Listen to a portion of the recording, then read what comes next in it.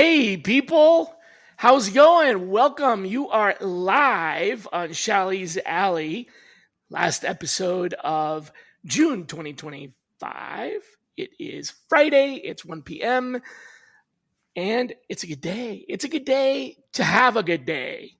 Right, Bill? It's a good day to have a good day. Absolutely. Awesome. Listen, every good day you wake up and you're on the top side of the earth, that's always good. For me, it's like every day I wake up, I'm like, whoa, awesome. So, folks, today I have a very special guest, and this is actually somebody that I have just met. We met 15 minutes ago, believe it or not, but I am thoroughly impressed with his background. The man with two first names, William Malcom, former head of, or director, I think is director of talent acquisition for the DoD Air Force, Air Force veteran himself. Magna cum laude from Trident University, went to work at Travel and Leisure and Savita, and was introduced to me by one of my colleagues, Paul Norman, who is a consultant with Riviera Advisors, like myself.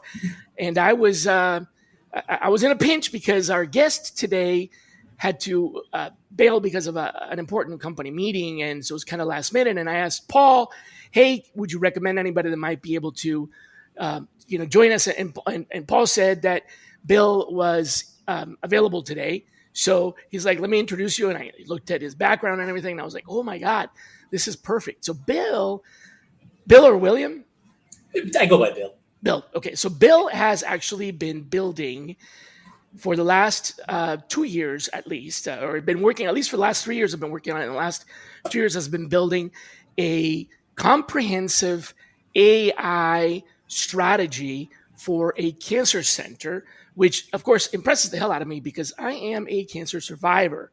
I had a battle with cancer that I dealt with for a little bit more than a year and 6 months. Now I'm in that stage of getting scans and everything. So man, to me, anybody that works in cancer is a hero. So you're already my hero for being in the military. And then on top of that, you're double hero for me. But Paul was telling me that you have been doing some really interesting things with, in particular, ChatGPT, but also generally speaking, all kinds of other AI initiatives. And I was really excited because I got to tell you, man, I've been trying to find real practitioners, not vendors, but actual people who are doing the job that have implemented what I would consider sophisticated AI. And let me qualify that by saying not just use ChatGPT to rewrite my job description, right? I mean, let's just face it, that's really not AI. So Paul was telling me that you actually do legit AI. In fact, he said that you one of the areas you worked in is you slashed onboarding by more than half, reduced onboarding time by more than half with AI-powered workflows. So this is robotic process automation and the kind of promise the AI gives us. So I really wanted to dig into that, if you don't mind. So welcome, say hi to everybody, and I've got a question to start out with right away. So, all right, well, hey, thanks for having me on. I'm super excited. This is a passion of mine, almost an unhealthy passion. I probably delve into AI about 4 to 6 hours a day, including during my workday. I listen to it in the background. I'm constantly looking at it. I get information fed to me by leveraging AI. I tell it what to give. What you want to look for. Exactly what I want to look for. Oh, that's really good. You're going to have to tell us a little bit about that. But I'm really curious about this AI-powered workflow, man. What's one piece of that transformation that most TA leaders overlook, but absolutely shouldn't? Walking through that, what you did, onboarding using AI-powered workflows. Is there anything that people just overlook, or and if you can't think of something other people overlook, that's fine. What was it that was the change agent, the trigger that was like, you know what? this is going to have to be. Yeah, definitely. It's so when you say AI powered workflow, let's make that plural workflows. Got it. Right. Tied together. Okay. I use more than a dozen different AI engines on a daily basis, and that's just the popular ones: the ChatGPTs, the Claude, the Gemini, the Grok, all of those, and then there's other ones that complement that. It's a great time right now because it's an AI race. Everybody is racing each other, and because of that, there is a lot out there for everybody to see. So using all of the different LLMs or the large language models gives me the opportunity to go out and create different powered workflows. And what I mean by those workflows is help me find a way to make the problem that we have more efficient. Help me guide me in the right direction so that I can take questions that the company has given me, that I can take direction that the company has given me and actually put it on a path to help guide me. So when you talk about our onboarding that we did, where we did, I want to say it was about a 76% reduction, 75%, 76% reduction in the number of days to onboard, we were getting people scheduled for their initial appointment at a company in 10 days. Said, here's your offer. And they were scheduling themselves for their initial onboarding appointment in 10 days. We took that down to about 2.76 days just by leveraging and asking the right questions. We were doing all of that stuff manually, making phone calls to people. And here's the thing, let's be honest. People don't answer the phone anymore unless it's mom or someone in your contacts. You better answer if it's your mom calling, right? Or someone in your contacts that you recognize. People just don't answer the phone. So we leveraged different scheduling tools to make sure that they were accessible to people. We were sending people emails saying, here's how your onboarding works. Here's all the things you need to do. In some cases, that included between 10 and 12 attachments. So all these are warning signs. One, emails go to junk and spam. Yep. Okay. We know that's happened for a while. Yeah. Absolutely. Two, people don't like attachments because of the nature of the world we live in and the risk. So we exchanged that by using AI to build websites that now we send people to the websites. We have all of the information that they need. So now we've exchanged all of that with one small miniature link that we send them, and we say, go to this link. When you get there, you're going to ask to schedule your interview or schedule your appointment. Right. And here's all the onboarding that you need to do. Not only that, we were telling them, fill out these forms manually. Well, we used AI to build online forms. To pre-fill? To pre-fill, fillable online forms. How did we create those? Guess what? I went to ChatGPT, I went to Grok, I went to others and said, make me a professional on Adobe Pro. I'm not an Adobe Pro professional, but I learned how to do fillable forms. So the form is Adobe, got it. Okay. So the form is Adobe Pro. They fill it online. They click, submit. It goes directly into a mailbox here at the company. That was the life changer. So what I'm hearing is that, at least for this, maybe there's other, but for this, you did not buy a technology that existed from a vendor that was saying AI, AI, AI, and it's the same vendor that 2 years ago was saying diversity, diversity, diversity, and 2 years before that was saying semantic, semantic, semantic. You actually used technology you already have. Adobe Forms, for example, may be something that it has, but some people will have DocuSign or whatever.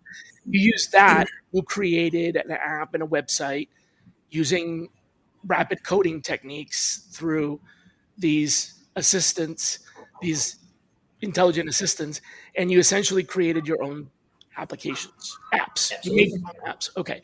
So that's huge because this does partially explain the mystery of what I've been experiencing. And that is that, I'm using a lot of AI, 60, 70% of my job but it's augmentative technology that I'm using to help me rapidly attain the same results that I was doing before. So I'm not doing anything different or new. I'm just doing it faster because of AI, and I haven't paid one dime more than the subscriptions that I already have. So I've got Gemini because I'm a Google workplace, whatever it's called, the Google Google professional. Workspace. Yeah, I've got that, so it comes with Gemini. I have Office 365 for life, and so that Copilot. comes with a Copilot. I pay for Claude and ChatGPT's $20 a month Pro, not the like whatever super Plus, super yeah, duper. yeah. Yeah, but those two. So I've got four essentially that I pay for, but that's what I'm paying for, and I'm paying for that to do everything from home cooking recipes to planning family vacations and work. So I'm sort of, I would have used them anyway, right? Right. So that explains why I'm out there looking for people that have examples of having implemented technology, and I'm not finding very many because the people who actually are doing it sounds like are doing what you and I do, which is bootstrapping existing processes by accelerating them using augmentation. Am I on the money here? You are absolutely right on the money with it. That's awesome. That explains so much, man. Really appreciate it. So, I want to talk about a couple other things that I just sort of pulled from, from your content and stuff like that. A lot of people talk about AI generated job descriptions and chatbots, right? Chatbots, I wouldn't even frankly classify as AI because chatbots have been around for a very, very long time. And what we've done with them is we've made them more powerful because we've given them access to a lot more data. It used to be a chatbot could only answer the questions that you predicted people were going to ask, and you programmed it to a logic tree. Now it can get a little bit smarter, but it also poses a bunch of other problems because it's too smart sometimes or has too much content. But people talk about the job description and chatbot. You actually created a screener. So this is a chatbot that asks questions instead of a chatbot that answers questions. Yeah, so you'll Shally, you'll understand this right away. It's just a custom GPT. Yeah, That's it. but It's you a told custom it what to GPT. ask. I tell it exactly what to ask. So if you know anything about custom GPTs, You gave it the screening questions. Absolutely. You give it the knowledge. You tell it how to think. So I fed it all of the knowledge. I put in what are the company's values? What are they trying to accomplish? What type of person are they looking for? Now, that's just the basics, okay? That's the very basics. Now, you want to get more intricate with it? Feed specific GPTs with, hey, you know what? The hiring manager is Paul Norman. And here's what Paul is like. Here's Paul's LinkedIn. Here's his resume. Here's the type of person he likes to hire, for And example. here's the roles he hires for. The roles. Right. He's looking for a self-starter, someone. And here's the screening questions that he uses. Here's the stuff he uses to prepare. So you load all that in there. And that, once you load in the resumes of the prospective candidates, you've already got the prompts that are in the pre-built prompts. So you only do it once, right? Yep. Then you put the prompts in and you say, okay, answer all of these. You let the GPT run. It runs through the entire thing. And then once you get through that, then you follow-up prompts. Follow-up prompts is, okay, this is great. As a recruiter, give me the applicable questions I should ask. Okay. Then when those are done and you've got your answers, okay, as a hiring manager, based on everything you know, what should the hiring manager ask? So what you've done, you're helping the hiring manager with the follow-up questions. Well, you're helping yourself as the recruiter because you're getting the questions you should be asking that are relevant. Based on the job description. Does it then give you a report on the answers and like gives you some summary? Okay. It sure does, yeah. And then what you're doing is you're providing a fantastic service to the hiring manager by saying, here's what the person... instead of just asking the same stuff you ask all the time, hey, let's start with what's your what's your favorite color? And, all those goofy questions that people ask. You're giving them a specific set of questions designed on what they like, what the company's looking for, and what the candidate actually is designed to. So you can basically do what a recruiter normally would have done manually, which is, here's the recruiter questions I asked. So you put together your executive summary for the hiring manager, and you say, Mr.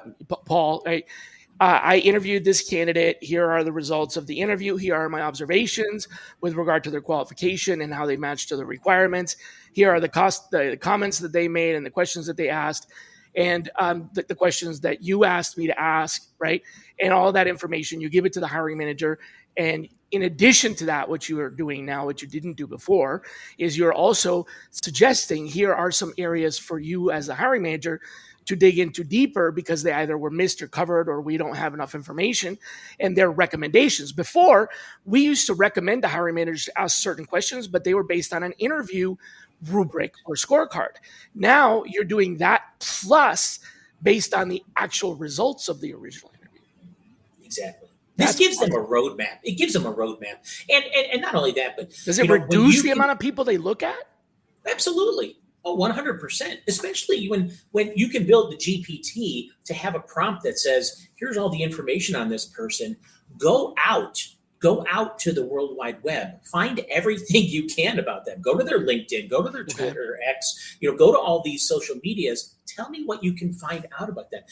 When you're establishing rapport, whether it's a hiring manager or a recruiter up in the beginning, and you're wanting to ask them questions, wouldn't it be nice to know the person you're talking to on the other end? You may have something in common with them. Hey, we both grew up in Buffalo, New York. We're part of the Bills Mafia. Hey, we're both baseball dads. This is some commonalities you may find. And let's be honest, in business, it's about recruiting. It's about relationships. It's about relationships. And this helps accelerate that. But also, I'm wondering, is that, this is just because what I've run into, doing some rubrics and things like that. Is there a risk of false IDs, or like sometimes, so you say go out and find anything you can about this person? Does it make mistakes, or how do you prevent it from like somehow finding Shally in India, who is not Shally Steckerl, and somehow associating that with me, and then all of a sudden the hiring manager's like, this profile says that Shally knows how to do video editing, but that's great. That's great because it's only as good as how you prompt it. So, but the prompts could be perfect. Doesn't it still run into like someone named Shally and it gets confused, or is it could, and that's why in your prompts you put at the end of it, I need you to ask me all these other underlying questions to confirm and reconfirm that what you have found is accurate. Right? If there's when you're telling the AI, if there's any doubt in your mind on any of this, stop, put that information in a secondary paragraph versus a primary. I basically, when I prompt it, I tell it, I need the primaries along with validated sources. That being the key, the validated sources, right? That. When you look at, you think about valid sources in AI, that comes to mind. Tell me where you found the information. Where it comes, but now, with all the others, they give the validated sources. So a simple, and what's great about the AIs now is you do a simple mouse over, it brings up the little thumbnail of it, and you can see, and you can hit it, get it. This is William Tincup, and I'd like to talk to you a little bit about Indeed FutureWorks.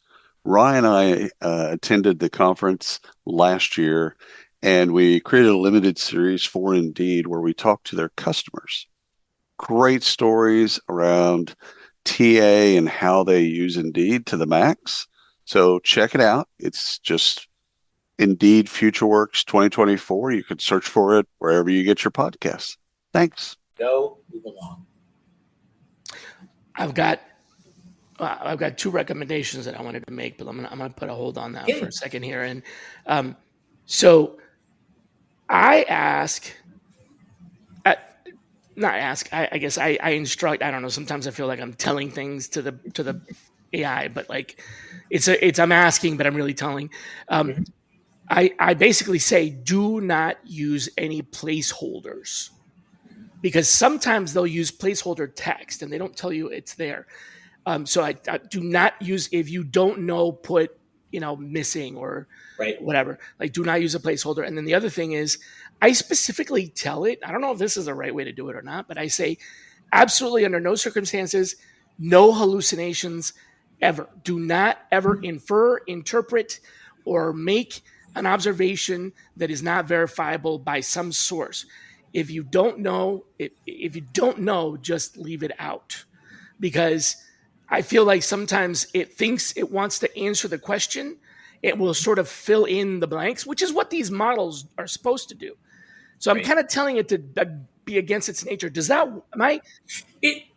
Am I doing the right thing, or me telling you we're going to do it anyway?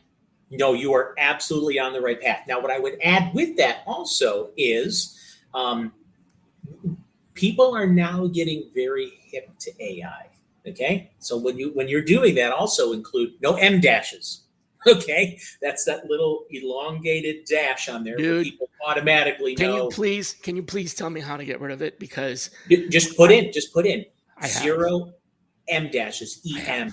You have, and it's still not recognized. Now, I will tell you this: I have to have it in every prompt. I have it in my my custom GPTs as an education piece, but in every prompt that's what I did. It's automatically in every one of them. I put it in the model and I put it in the training, but I don't put it in every prompt.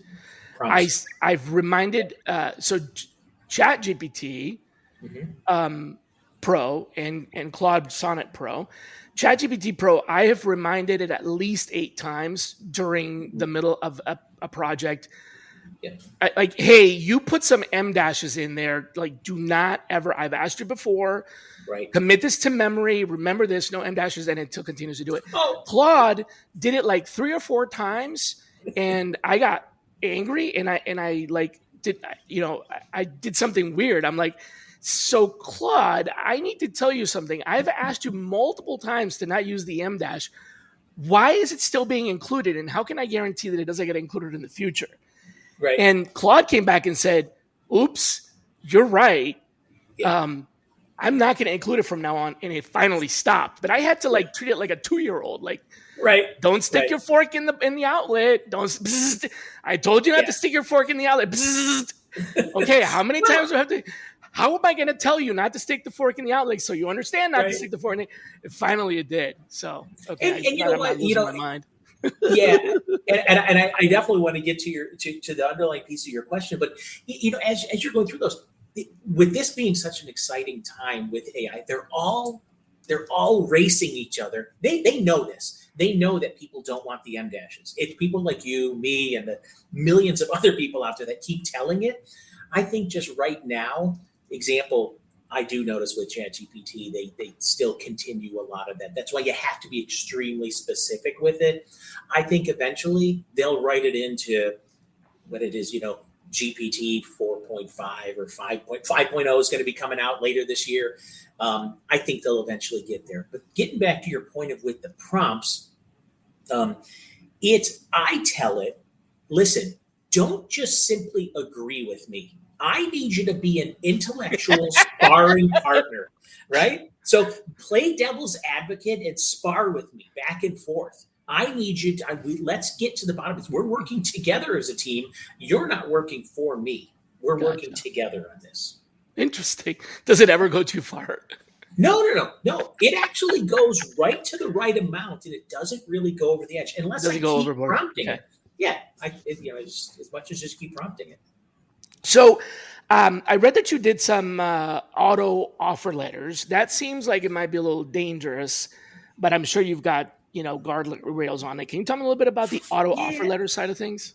So this is just very simple. This was just uncovering that the vendor that we were with does e-signature offer letters. Right. We were doing it where we would send it to people. They would print it out. They would sign it. They would scan it.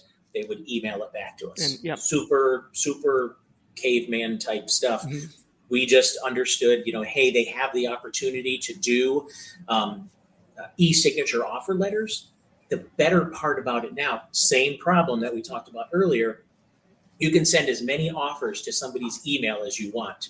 But guess what? When it comes from an ATS, the chances of it going to spam or junk are very great. But when you can take a link that you send somebody and you can send it in a text message and say, congratulations, here's that offer we were talking about 2 minutes ago. Or even better yet, while you're on the phone call giving them the offer, you say, hey, pick up that computer in your pocket and I'm going to send you a text right now. Click that link on there and that's your offer directly. So it's not an auto offer letter. It's automating the offer process with e-signatures and stuff like that. Absolutely. Got it. Yeah. Got it. What about the Zoom SMS integration? What's that about? Yeah. So there's a lot of scheduling organizations out there, automated schedule, Calendly, Go Hire is another big one. So Zoom. I have seen that fail miserably in so many ways. I wanted to find a way to get automated interview scheduling working, but it has been problematic. Yeah. So this one, the reason why it benefited and worked for us was we have an existing account with Zoom. The onboarding appointments that we do are done via Zoom. So it just made sense that we call Zoom, turn on the suite of Zoom Scheduler along with Zoom SMS. And now when we drive them to the scheduling link for the onboarding and we say, click on this, it comes up, it's built on a calendar across 4 people. It's called a one-to-many, meaning it's one person scheduling, four people's calendars availability. Right. They pick the available day time. It's linked directly to their Microsoft 365 Outlook calendar. And not only when it's scheduled, does it go to the candidate's email, it goes with the link, the actual Zoom link right in there. You don't have to do anything secondary to it. That's really the driver behind us going from this 10 days down to the 2.76 days. Is because of that. So for onboarding, I can see that being a little bit less complicated. Is it possible to do this with hiring managers? Because I ran into roadblocks and I don't know if you have a solution for this. If you do, that'd be awesome. I'm like, this is worth, I should be paying you right now. But my scheduling robots, basically, they caused some problems. I'll give you 2 or 3 of them. There were more, but these were the ones that came up the most often. Number one, the hiring managers had a lot of placeholders on their calendar, for example, blocks of time. So things like heads down coding, no meeting Wednesdays, casual Fridays, stuff like that. And sometimes we're hard, do not schedule anything like for 2 hours, head down Mondays, definitely not. But some of them were, like it's no meeting Wednesday, but it's no internal meeting. That doesn't mean no interviews. So they block for internal meetings, but they still want to do interviews. And the calendaring system doesn't really understand that. It doesn't know that this is something you can overwrite and this is not. So that's one. Another one was hiring managers that didn't really keep their calendars really current and would like get scheduled and be like, oh, I'm not here that day. So their day to day, week by week, this week's calendar was okay. Yeah. But a week out, if they had vacation planned, they didn't put it on their calendar. They ended up, booking things on their leaves. It wasn't as much. Their calendar is up to date today and tomorrow. Right. It's the days off and things like that. And sometimes some holidays that are not national holidays and things like that. And then the third one was changes. I would have a hiring manager, and let me start by saying, this was a cultural problem that we had to address, and it wasn't something TA was going to address. But we did have hiring managers who thought that they were better than that and wanted to reschedule the interview 10 minutes before the interview. So those are 3 scenarios where automated interviewing just kind of like, I had hiring managers yelling and saying, stop it, we don't want to do this. It's, just send them to me and I'll book it, because they just didn't want to deal with all these changes. Can those be solved? And I understand the third one is literally a cultural problem, but can those be solved with AI or not? So, you could, in a piece of it, I got a couple different opinions on this. The first one being, can you use AI for it? I think about using Copilot, which matches with your Outlook 365. But You can go into Copilot and listen, you can type in there, here's my upcoming vacations, or I'm going to be out of office at a retreat or whatever. You can tell Copilot. Yeah, the hiring manager can tell Copilot. Okay, so it's an educational thing. Correct. And it will remember that. Okay? Okay. If you're that lazy when it comes to technology, but my initial thoughts lead down the road of there may be not be that technology savvy, because what it's going to come down to is that they're just going to have to be responsible to manage a calendar. Yeah, which is a cultural thing. I mean, it is. What about this? What about I was thinking about a interrogative robot. So what it would do is it would essentially create the candidate's availability schedule. So it would ask the candidate, "Hey, candidate, what are your hours availability over the next, I don't know, whatever, 5 days?" And then it would select from the calendar, "Here's when I'm available." And then it would send that to hiring manager number 1 and say, "Are you available at any of these times?" And then the hiring manager would pick one of those times.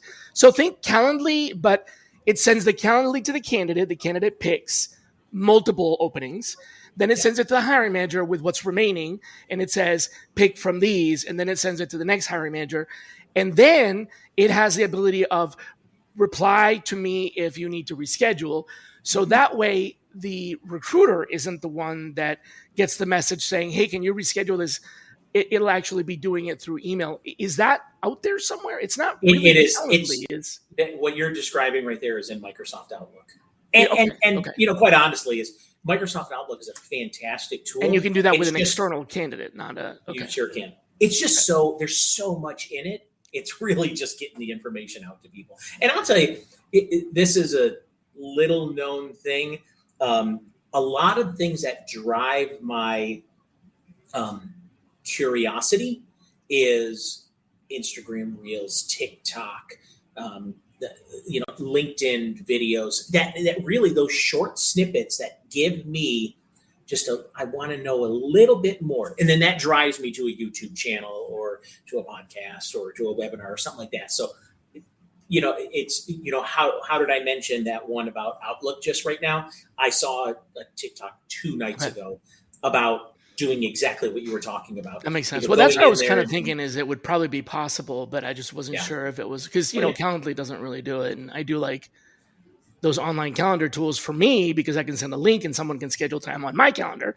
But I have my calendar up to date and I still make mistakes. I mean, I booked somebody for 4th of July. Mm-hmm. And I. Right. Hello. Right. Yeah, exactly. I should have known better, but I didn't. Yeah. So there you have it. All right. Before I ask you the next question, I told you I was going to. You've given me like thousands of dollars worth of valuable consulting already.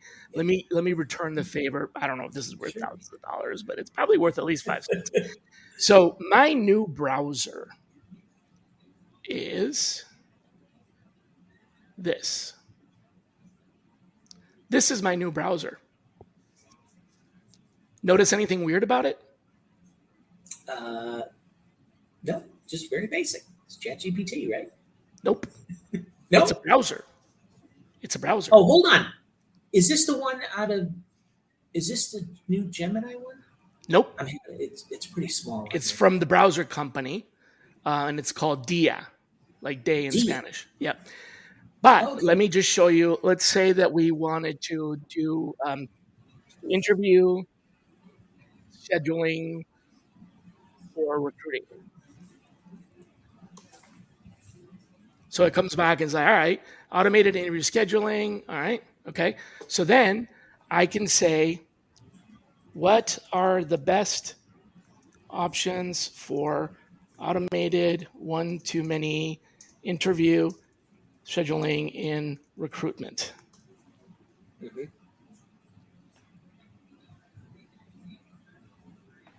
So what this does is this is a fully integrated AI that knows everything about me. So it knows all of my hard drives, my cloud storage drives. It knows my technology stack. it knows my email, everything, and it's completely like these guys are super paranoid about privacy and security. And I double, triple checked. I work for the government, so I double and triple check this. So it only uses information that I authorize it to use, but it knows me really well, and that everything that you do with it is a chat. So, for example, let's say that I wanted to open that one, and I don't know anything about that one, and I do know Paradox, and I do know greenhouse scheduling. So let's see. Okay, are there any options for email confirmation one to many? And let's see what it says. All right, so those are the same. So let's use Paradox, because that's the chatbot we were talking about before. Yep. Oh, okay. Yeah. Olivia. Right. Now, here's the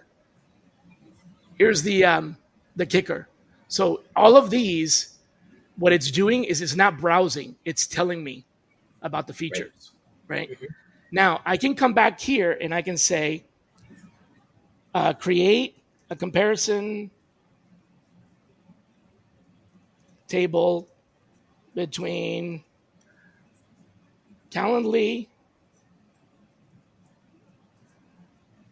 Good Times, and Paradox. Now, as you're doing this, do you have licenses with those? No, but I can. Like I don't right now. It's just giving me the information. So let's say that I wanted to open Calendly, right? Yeah. Calendly. So I'm going to go to Calendly here. No, not calendar. Calendly. And the reason why I asked about the licenses, the reason why I asked about those is what maybe just a difference of how things would be done. I would say, here's all the things I have access to. Can you? I have that. I have that myself. Yep. Yeah. Can you help me build this myself? Like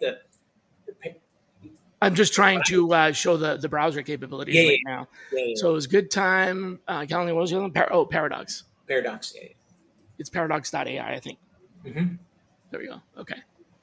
Right. So let me rephrase that here and say between Calendly, Paradox, and Good Time. There you go. So now in this chat, I'm mentioning the other tabs, right? And it actually uses all of the tabs. It can reference the tabs that you have open, and it does the work for me. So this is basically it's changing the perspective from the browser is something that you use as a window to look at the internet to one of the browser is a prompt, and everything you do is prompt based. Yeah. You see how that works? Yep. That's kind of like the difference. This is the old way. Yeah. And that doesn't work anymore because I have to go through all of that stuff, right? This is the new way, and that's what I'm doing now. And then you can also do these things called skills. Let's see if I can actually build one from here. And when you say it's doing, is this running like an operator style thing, like with ChatGPT Plus? It's its own. Yeah, it's theirs. It's proprietary because it's secure. But yeah. But is it running? Is it like operator where it's doing the work for you on each of those tabs? Yes, but it's not connected to ChatGPT unless you wanted to. Right. You would have to tell it to do that. Otherwise, it's going to use the browser company's one, right? And this is the other thing is the skills. You can program skills. So you basically can create a skill that does whatever you want. And so this is what you were talking about here, right? So I could make a prompt that does the work when I use that skill. So this could be, for example, scheduling. I haven't done it yet, but I just could do schedule, right? So book a meeting between people in this email using Calendly. avoid the M dash, don't book, whatever. Yeah. So the prompt then becomes permanent as a skill. You never have to type the prompt again. I know that seems basic because like, oh, you could save your prompts in a prompt database, or you can tell ChatGPT using projects. That's the other thing, during projects and stuff like that. But this is different in that it's kind of like built into the software, and all you have to do next time when you do this is just type in the prompt for schedule. I would have to be in my Gmail, and then it would know because I'm in Gmail, look at the people in the email, and then send them all calendar requests using Calendly. Does that make sense? Absolutely. And you know what? It's like they'll eventually, just like ChatGPT with connectors, they'll get connected. All of these AI companies will get connected, just like This is kind of the bridge right now. Yeah, but it'll connect your G to drive. me, the biggest change that I think you would enjoy is the fact that the browser is no longer a browser with favorites and bookmarks, and it's basically a prompt, and everything starts with do this or whatever. And it does have your bookmarks. It remembers all of them. But you don't have to save bookmarks. You don't have to, because it tracks everything in the back end, and you can just automatically do it. So thought you would enjoy that. Oh, absolutely. It remembers. Hey, you searched for this, this while back, I'm going to bring that up again. Yep. One of the other things that I found on the projects that you were listing is you have a requisition authorization request. Now, I built something for this in Workday a long time ago, 3-4 years ago, and it definitely wasn't using AI, and it was a big deal. But it sounds like the one that you did is pretty much kind of a workflow or multiple workflows for position authorization using AI. And it said on your project listing, you saved $12 million. We sure did. Par levels. So how did you convince people to trust the process of requisition authorization to a robot? So it's a lot of it was just based on letting them know, number one, focus on your vacancy. Okay, we're not going to scrutinize you having to fill replacement positions. Those are well within budget. Okay, what we will scrutinize is growth. Do we have the ability? The company knows if they're going to be able to grow based on, obviously, revenue. So with that being said, it's really just programming and saying, okay, we know what our growth is anticipated to be. We want to make sure that we are managing that. But by letting them know up front, your requisitions shouldn't go over this amount. And that even feeds down the line. We get super specific. Hey, you should hire this many per month, even this many per week. So keeping them on that straight line, and these are for a lot of the ones that don't have like Workday, like position management. Position management in Workday, super simple. You have a position that goes vacant, guess what? It's going to ask you, would you like to open up the requisition? The problem was that they were just opening them willy-nilly, and they were giving them different names and not using standards. So we ended up having to create a position management application that I used back then. What I ended up doing is I used robotic process automation using Microsoft Forms and the Microsoft RPA tool. Power Automate. Yep. And then, connect. So that was like early on AI in the sense, because it was more like automation. But yeah, that was challenging because everybody wanted to copy and paste or use the same thing from last year, and things have changed. Like we have different codes and all that. Yeah. So.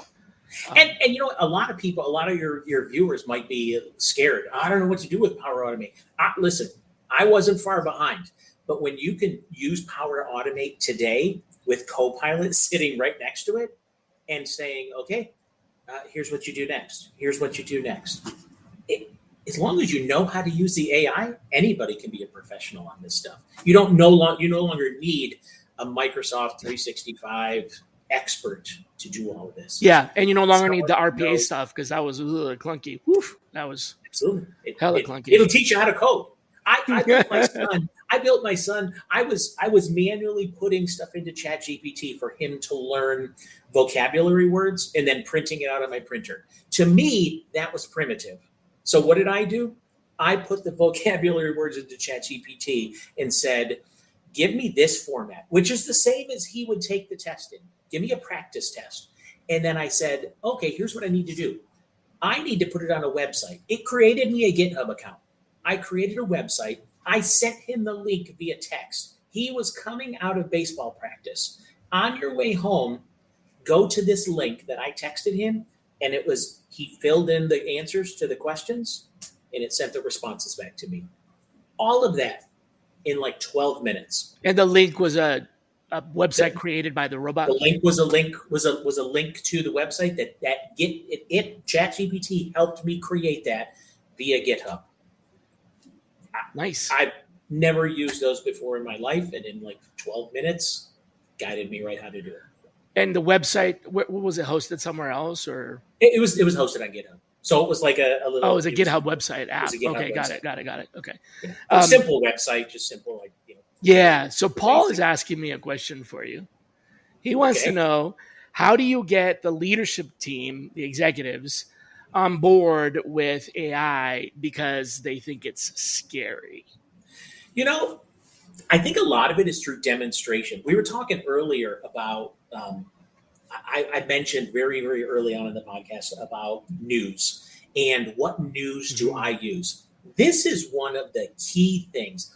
I tell my AIs, and I use a lot of tasks, okay, which, I know tasks seems like to you and I, we may think, or to your viewers might think a little bit differently, but AI tasks you can build to where it drives the information to you, but very, very specific. And I'll tell you what this looks like. Years ago, I would go to Twitter, now it's X, and I would put in, here's the stuff I'm interested in. It learns through algorithms what you're interested in, just like TikTok does today. When you can go into the AI tasks and say, I need news every morning that is relevant to a large cancer center. Here's what I need you to know about that cancer center. Here's all the things that we're currently working on. Here are the goals we look to accomplish our next fiscal year. Here's the goals we look to accomplish in human resources. I need you to go out and find news that correlates to that across the globe first, second, across North America, third, in the state of Florida. I need you to correlate all of those things. You need to give me summarized talking points that I can provide to the Chief Human Resources Officer and his peer cabinet members, talking points for them to speak of. And then lastly, give information for his direct reports leadership team from there. And I have it produce that to me. I weed through, slim it down, and provide that to the Chief Human Resources Officer. Is that on a web page that you subscribe to, or is it just the chat? The robot gives you this every morning? Whatever the AI is, whether it's Grok or ChatGPT, I have multiple ones feed in because I like my sources coming in from everywhere. I just don't, and they all feed into your inbox, basically. They all feed into my inbox. Okay, so what I normally do is they email them to me, and then normally what I do is I take them and I put it in my most preferred AI engine, which is ChatGPT, and I say, okay, balance it all out or whatever. Take all of these, remove any duplicities, and then from there, give me conversation points that I can provide to the CHRO so he can spur the conversation from there with his leadership team. It's not rocket science. It's really just it's knowing how to use the AI. Prompting the search, prompting the correlation, prompting the summarization, and then you finally are the arbiter of quality. Right. And you know what the difference is? I mean, it's a difference in, I guess, call it generations, whatever. My brother-in-law, he's a Wall Street Journal guy. He'd be like, oh, I got to see the Wall Street Journal. And he knows what's published in the Wall Street Journal. Okay? This is my thing. I'm like, give me news from across the globe. But not only that, but it's relevant to what I'm doing here today, right now. That's where the rubber meets the road. These are the goals we're looking to accomplish at this facility at this day and time. Give me the news that's relevant on what I need to be ready for. And that's really where it's given me a lot of the ideas and a lot of push with different AIs, because I ask it, give me the different AI things that are out there that we need to be prepared for. Have you ever wondered what really makes a generation tick? Who gets to pick the name? And why the slang keeps changing? Don't worry, I can help. My name's Dr. Megan Grace. On #Gen Z, I share the voices and experiences of Generation Z, how they're different from other generations, what moves them, and why they do what they do. In each episode, we go beyond the buzzwords and the stereotypes to dive into real conversations and the insights that matter to making intergenerational collaboration a reality. You can catch #Gen Z on the Work to Find Podcast Network and wherever you listen to podcasts. So build their own personal news engine, basically. Absolutely. Well, your personal news engine for the use of for the company to use. Yeah. Correct. Okay. So to wrap things up, last question that I had for you, and then we can get to some of the. There's a couple things I do when I close. And this one comes from Paul as well. Why do you think TA teams aren't using VO to make Bigfoot recruiting videos? So he showed me the gorilla one, by the way. Yeah. VO's new. I've used it myself. It's not perfect. It does come down to prompting. But you could build it. You could build a fun video. Is that not the right No. I would absolutely do it. Why not? Do it. You could absolutely do it. There's the question. I think companies would be a little apprehensive. Oh, right. Okay. Is that our branding? The branding, Here's the thing. There's a guy, and you know what? On LinkedIn, he did an AI video for, and it was aired during the NBA Finals. PJ Asaturo.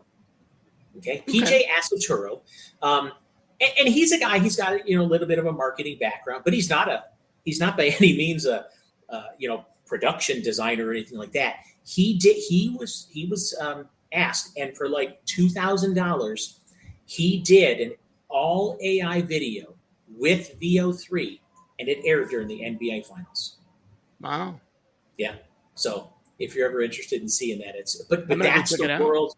That's where we are right now. I mean, think about how long VO3's been out, and when the NBA Finals was. The timing was it's crazy. It really, really is. Yeah, that is. Yeah. So, first of all, thanks a lot for taking time to, especially last minute here. This has been extremely educational. I do have 2 questions that I ask every guest, and I know you're kind of new to this. You didn't even know who I was before, so this might be a little bit of a surprise.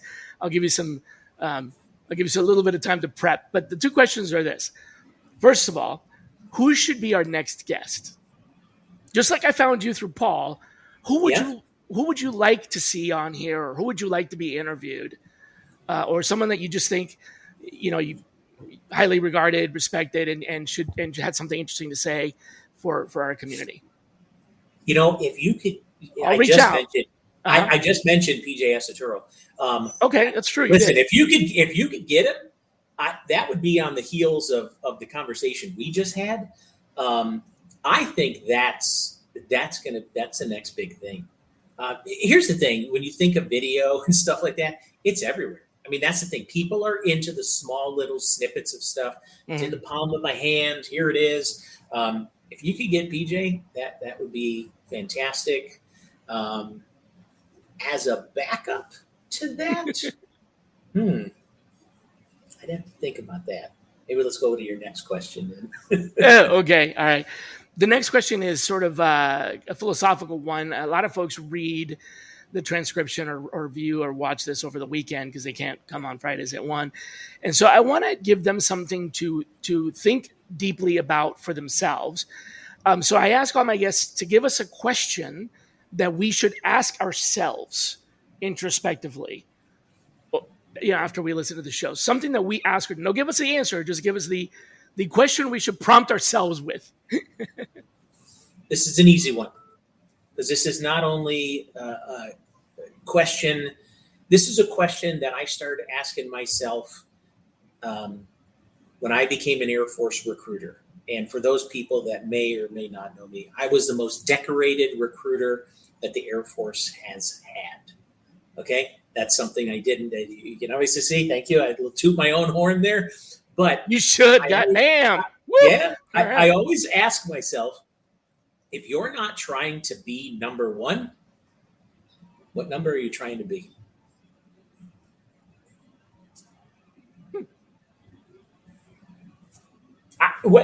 Coming into work, at home as a dad, at home as a husband. If I'm not trying to be the best husband possible, the best dad possible, what am I trying to be?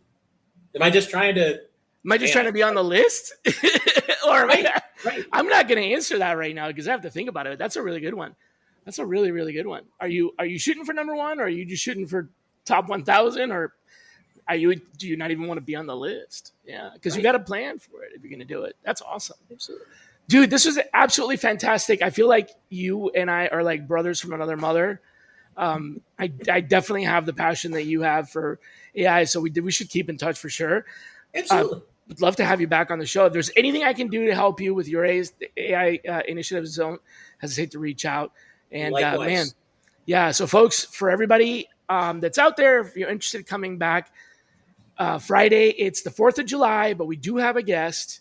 Our guest coming up is on the 4th of July is Adam Kovacs. He is from the Talent Foundation. So it should be an interesting one. So we'll hopefully see you back here next Friday for Shally's Alley. Until then, be kind to yourselves. Bye, everybody.